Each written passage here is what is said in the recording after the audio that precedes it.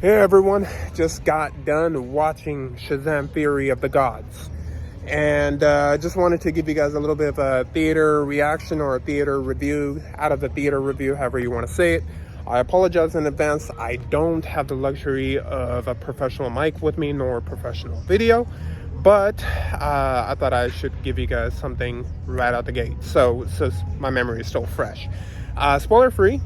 And we're going to go ahead and give you, just like I used to, I'm going to go ahead and give you a critical review of it first, and then the fan's perspective, where I go ahead and let you know, as a fan, would you enjoy it or not? So, critical point of view.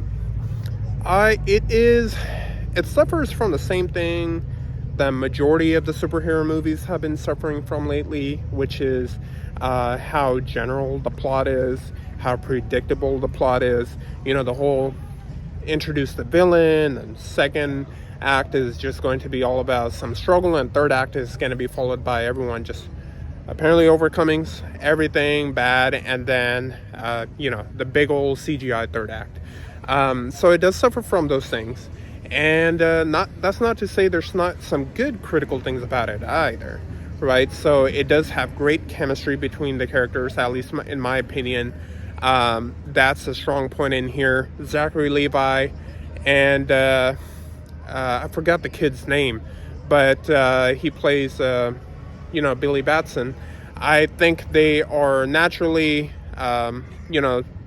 especially in this movie, although you don't see Billy Batson a lot, the scenes he is in, they do have meaning in it. So I definitely enjoy their scenes. All the kids, whenever you do see them, they're fun to watch on the screen, and it does leave you with a little want of or at least curiosity of where they can take this.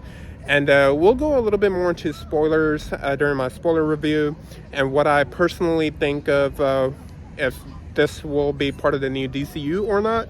I will discuss that in the spoiler review.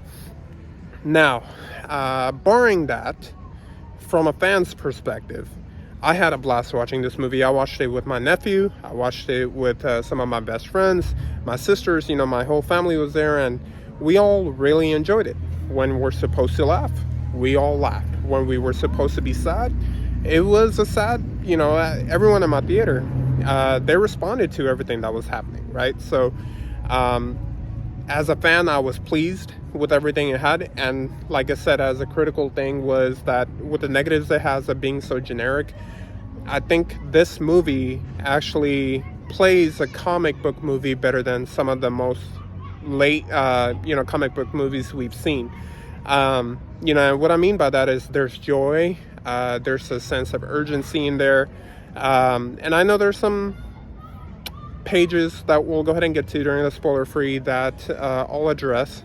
And there are some parts of it that I really did wish that were kind of unneeded, and they shouldn't have been in here.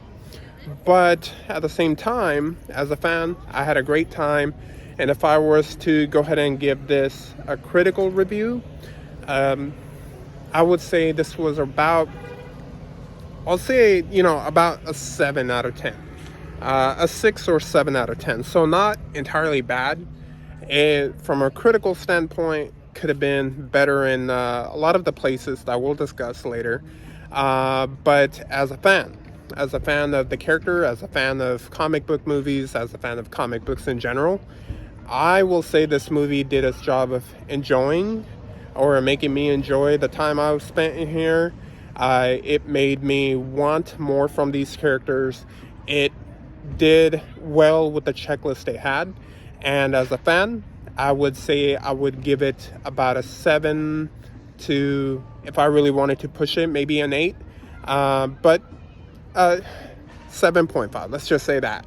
And with that, we will be reviewing this with the spoilers probably in a few days or a couple of days.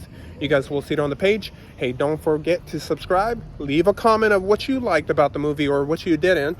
And until then, have a good one.